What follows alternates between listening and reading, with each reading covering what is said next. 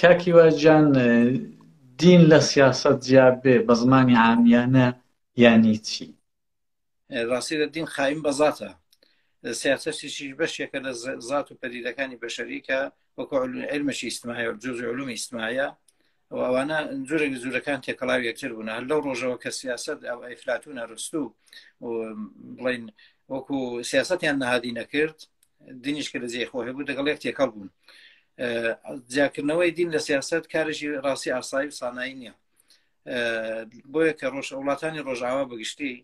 لە حتا لە قانونی ئەساسی و بنەڕەتی وڵاتەکاندا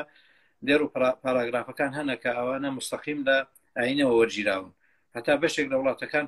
ئاڵا و پەرچەمی وڵاتەکانیشان هەر بە شێوەی شرک و سەلیبی مەسیحیانە ڕێبەری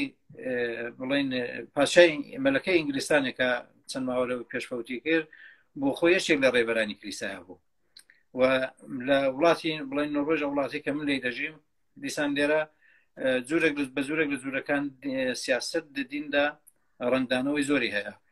کابینەی وەزیران زمانێک تشکیل دەبێت کە دوو لە سەرسەی ئەندامانی کابینەی ینی وەزیرەکان دەبێت معتەقد بن بە مەسەبی ئیوانگلی نەکرد مەسیحی بن کافیە دەبێت ئیوانگلیش بن لەنا کابینە تشکیل نابێت دووشت لێرە بڵین جورمە یەشان قسەکردن بە پادشا ئەوی دیکە بلاسفەهمی واتە کوفرکردن بۆ خۆی تاقیبی قانونی و جرم و سزای زیندانیشی هەیە بڵین ئەوانە سیاست بۆ شێوەش وەرحاڵ جوورێک گیرۆدەیە لە جیهانی ئیسلامیشەوە بڵین هەر لە زمانی پێغەمبەری ئیسلام کە لە مەدینەی حکوومەتی دامەزران نەوعان حکوومەت دین لەگەڵ حکوومەت و لەگەڵ سیاست تێکەڵ بوو قەراردادەکانی کە دەبەسران قەراردادی سوڵحی حودەیبە و قەرارداد هەموو بەگشتی هەمووی ئەوانە بەشێک بوون لە ڕەنگدانەوەی کاری سیاسی و کاری حکومی دوای ئۆمەویەکان هاتن دوای عەباسیەکان هاتن عەباسیەکان بە بنیانگوزاری سلسلەی عەباسیەکانیش بڵێن حکوومەتی عەباسی هەر ئەبوو موسڵیم خوڕاسانی بوو کە بە زۆرێک لە زۆرەکان ئەویش سیاسەتی کێشا ڕۆژهەڵاتی نێوەڕاست بەگشتی و ئێران بە تایبەتی باشە بەپێی قسەکانی جەناب دەگەوای ئەمە دەربازبوونمان نییە لەوەی کردبێ دین لەگەڵ سیاسەت بێ و ئەدی ئەمە چ بکەین لەگەڵ ئەو کێشەی کە ئێستا بۆ حکوومەتی جمهوری ئیسلامی لە ئێران هەیەتی یان حکوومەتێکی دینی دەبێت ئەوەت هەرزکەم لێکردنەوەی دین لەگەڵ سیاست ئاسان نییە بەڵام بێگومان ینی زیاکردنەوەی دین لە حکوومەت یا لە دەوڵەت پێویست و زەروریشە دیارە بۆ یەکەم جار فیلسوفی ئینگلیستان ئینگلیسی بەناوی جان لاک لە سەدەی حەڤدەدا ئەو تیۆرەی نەهادی نەکرد و ئەو تیۆرەی ئەساسەن کەڵکی لێوەرگیرا و دین بە تایبەت لە حکوومەت جیاکرایەوە چون هەم نەزەری ئەوە بوو کە هەم ڕێز لە دین زیاتر دەگیرێ هەم کاری حکوومەتی باشتر دەچێتە پێش بۆیە جیاکردنەوەی دین لە دەوڵەت دین لە حکوومەت کارشی ئاسایی و زەروری پێویستیشە بەڵام لەگەڵ سیاسەتکردن ئیبارە هەر هیچ نەتەوەی چونکە بێ ئاین نەژیاوە لەو دنیاە و هەم ئاینەکە دەوێتە حاکمە وەکوونەتەوە ماوەرای فەرد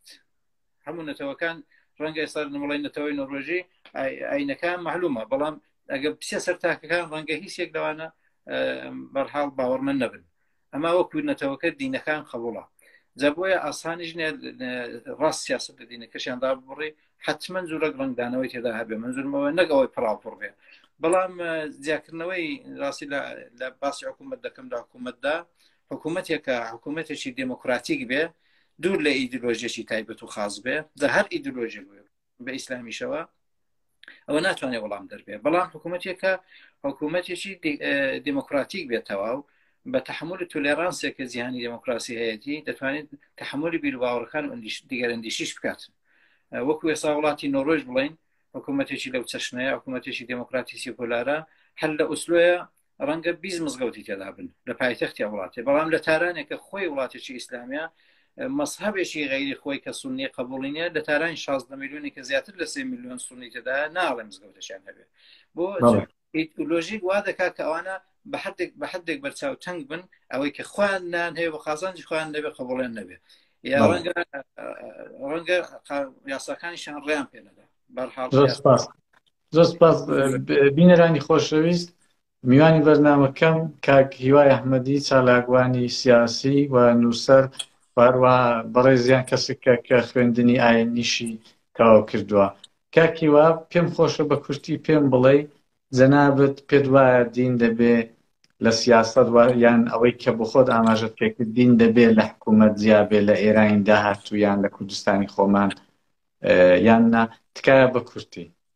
بێگومان وەک ئەرزم کردم باوەڕی شخصی خۆشم وایە کە بۆی کە هەم دین حڕمەتی گیرابێ هەمکاری دەوڵەت و حکوومەت بچێتە پێش بێگومان دەبێ ئەوانە دوشتی لێک جیابن باسی دین و سیاست ناکەم باسی دین و حکوومەت یا دین دەوڵەت باسی دەوڵەت نەتەوەیە دەوڵەت مەداری دەکەم دەوێت بەرحاڵ ئەو جیاوازە ئەگەر هەبێ ئەو جودایە ئەگەر هەبێ کاری هەردوو لایەن باشی دەسێت هەم دین حڕمەتی خۆی دەستەوەجێ خۆی شوێنی خۆی حڕمەتی دەگیرێ هەمیش حکوومەت کاری خۆی دەکات چونکە بە لە بەرچاوگرتنی هەلومەرجی ئێستاکە ڕەنگە لەگەڵ 1400 ساڵ پێش لەوەیکە ئەو تێکەڵاویە هەبووە ئێستا جیاوازە دنیای ئەوڕۆ زۆر مەحدودیت هەیە کە بەڕاستی ئەگەر بتێ بە شێوەیەکی دروست لەباری ئیدۆلۆژیکەوە پسێ پێش ئەوە مەحدودیت بێ کۆسب بێ لە بەردەم پێشکەوتن یا دەبەردەم ئەو ئوموراتی کە تو لەگەڵ جیهانی دەوروبەر لەباری بەتایبەت دیپلۆماسیەوە دەکەی هەتا لە نێو خۆشەوە مەصرفی داخلی و وامی بە خەڵک دەدەی ئەو بەش زۆر سەرڕاکێش بوو کە ئاماژت پێکرد دینیش حڕمەتی خۆی دەمێنێ کاکیوا ئەو ڕۆژانە ئەمە جەنابشت ئاگار لێیە دەوڵەت دەستی کرد پێکردو بە ئیعدامی ئەو کەسانەی کە لە خۆپێشاندانەکاندا بەشداریان یان بەشداری چالاکانیان هەبووە یان هەندێک تۆمەتیان لێ دەدا هەروەشی کە دەزانین برایانی تازادە لە نەڵۆسی شنۆیە لە ژێر مەترسی سێدارەدان بەڕای جەنابەت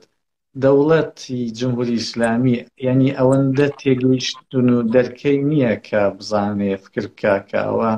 دەواقعدا ئاگر بە بێنزینداکردنە ئەو کارەیەوان بۆ ئەو کاری دەکا ببوورە کە وەختی بەرنامە کەشمان کەمە و ڕەنگە زۆر کاتمان کەم لە بەدەست بارێت بەڵە وەک دەڵێن ئەلغەریق تەشەبیس بكل حشیش خنکا و پەلاماری پوشیش دەدا جمهوری ئیسلامیش لە هەر دەرگایەکدا بە هەر شێواز و مێتۆدە دەکەویست تاقی کردوێتەوە بۆی کە لە ڕاستیدا ئەو ڕاپەڕینە دەنجی وەزاڵاتوی خەڵک لە شەقامەکان بە زورە کبکە هەموو ڕێگاکانی تاقیکردنەوە هەتا بە دۆشکە بە تانک هێرش بەسەر کوردستان هەتا لە بلوچستانی ئەو کوشتارێک کرد کە لە نوێژی هەینی خەڵک دەگەڕاوە بە هەر حاڵ ئەو قەتڵ و بڕ و کوشتار و خەت و ئام و خلاصوەیە کە ئێستا لە نێو خۆی گەلانی ئێران دەیکا بەگشتی هەمووی ئەوایە بۆیە بۆ چاوترسێنیکردنی خەڵک بۆی خەڵک درێژە بەو قیزیشە بەو قیامە بەو ڕاپەڕینە نەداتن زیاتر مەجال بدەن کە تەمەنی نیگرێتی جمهوری ئیسلامی درێژ بێتەوە بۆیە هەموو متۆدەکان تاقی دەکات و دیارە هیوادارم ئەوانەی کە ئێستا جیراون ئازاد بن ئەوانەی لە شرۆفی ئادامدانە بە هیچ شێوەیەک کۆمەلگای دەرەوە نەیەڵێ و ئیزنە نەدا کە جمهوری ئیسلامی دەستی زیاتر بچێتە خێنی ڕۆڵەکانی خەڵک ئەو جوانانە پەرپەر بکرێن ئەو گەنجانە ئەوە هەڵوەرن کە بەناحەق کردەوەیکی دژە ئینسانی دژە مروەیی و لە ڕاستیدا جنایەتیشی تاریخیە کە جمهوری ئیسلامی ئێستا دەکات ئەگە پێشی نەگیرێ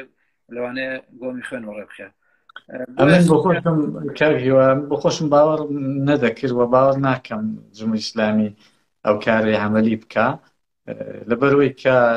جمهوری ئیسلامی متەوەجێ بووە کە ئەو ترسە نەهادینە کراوەی کە لە نێو گەلانی ئێراندا هەبوو تازە و ترسە نەماوە کاکی وای بەڕێز زۆر سپاس لەوەی کە لەگەڵم بۆی دەستت خۆش بێ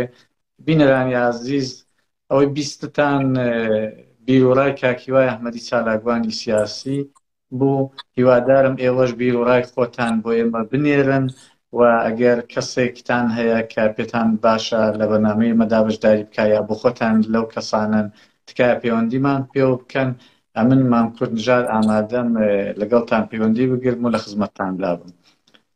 کاکیوای بەڕێز زۆر زۆر سپاس و کاتێکی خۆش بۆ جەنابیشت بەرحاڵ ببوورن ئەگەر وەختەکەی بە لەبەرچاوگرتنی وەختی جەنابەت دەم خەداوان بەسەریحی بۆ چون قسە نەکردو بەڵام ناچار بووم بۆی کە وەختی جەنابەت نەگرم و بە بەشێک لە وەڵامەکانیش ڕابگەم دەست خۆش بێ زۆر سپاس